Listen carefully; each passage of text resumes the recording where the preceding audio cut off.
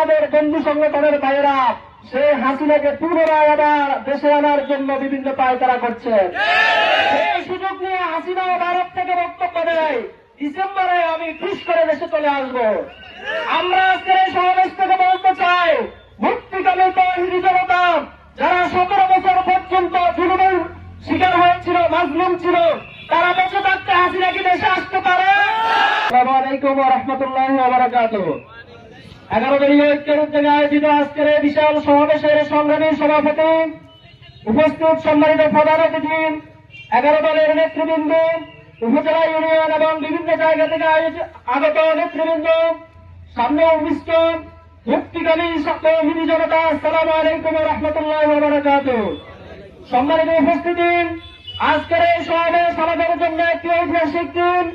2024-এর 5 August যখন আমাদের কাছে খবর এসেছিল খুনি হাসিনা তার পদত্যাগপত্র রাষ্ট্রপতির কাছে জমা দিয়ে সে পালিয়েছে, আমরা এর আগে বলেছিলাম যেদিন হাসিনার পতন হবে সেদিন এদেশে মিষ্টির অভাব পড়ে যাবে। সত্যিকার অর্থে সেদিন বিকেল বেলা মিষ্টির অভাব পড়ে গিয়েছিল। আমরা আজকে দেখতে পাই যে হাসিনার 14 গোষ্ঠী সহ আওয়ামী পেশিবাদকে বাংলার জমিনে আর রাজনীতি করার সুযোগ দেওয়া যায় না। তারই সাথে সাথে বলতে চাই, হাসিনা 17 বছর পর্যন্ত প্যাসিজম কায়েম করে তার বিরুদ্ধে কোনো কথা বলার সুযোগ কাউকে দেয়নি। এক শ্রেণীর তেলবাজ মানুষগুলো হাসিনাকে তেল মেরে মেরে উপরে উঠিয়েছিল। কিন্তু আজকে আমরা দেখতে পাই যারা 2024-এর 12 ফেব্রুয়ারি নির্বাচনে যেভাবে ক্ষমতায় গিয়েছেন, তারা তাদেরকে তেল মারা হচ্ছে, তারা সে তেল আবার ভালোভাবে লিখছেন।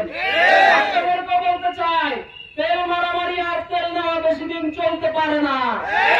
হাসিনার সেই পথ যদি আপনারা অনুসরণ করেন, হাসিনাকে যেমনি ভাবে প্রশাসন বলেছিল আপনার জন্য সময় মাত্র 45 মিনিট, হাসিনা চেয়েছিল আরো কিছুক্ষণ সময়, একটা বক্তব্য রেকর্ড করে জাতির উদ্দেশ্যে সে বিটিভিতে প্রচার করতে চেয়েছিল।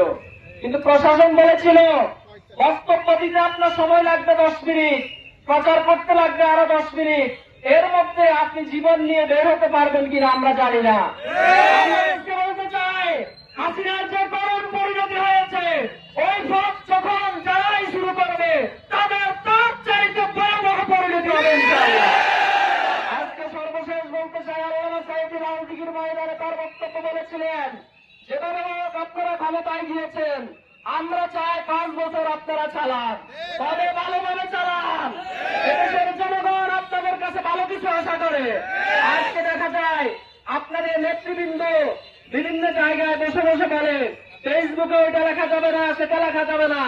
আমার ফেসবুকে আমি লিখবো, আপনি ঠিক করে দেন আর কে? স্বাধীন এই দেশ 71-এ অনেক রক্তের বিনিময়ে স্বাধীন হয়েছে। 24-এ 2000 লোক জীবন দিয়েছে, প্রায় 30,000 মানুষ আহত এবং পঙ্গুত্ব বরণ করেছে। সেই সমস্ত বিষয় নিয়ে তাদের কোনো কথা নেই। তাদের এখন কথা হলো ভাগ বাটোয়ারা করে কে কোনটা খাবে, কে কি করবে, সেটা নিয়ে আলোচনা হচ্ছে। ভাগ বাটোয়ারার বাংলাদেশ নয়, এটা 91 বাংলাদেশ নয়, এটা 2001 সালের বাংলাদেশ নয়, এটা 2024 সালের বাংলাদেশ। 2024 সালের জনগণ নতুন কোন প্যাসিজম তৈরি হতে দেবে না ইনশাআল্লাহ। আন্দোলন সংগ্রাম রাজপথে সব জায়গায় নিরলসভাবে সক্রিয় অংশগ্রহণ করার উদাত্ত আহ্বান জানিয়ে আমি কথা শেষ করছি। আসসালামু আলাইকুম ওয়া রাহমাতুল্লাহ।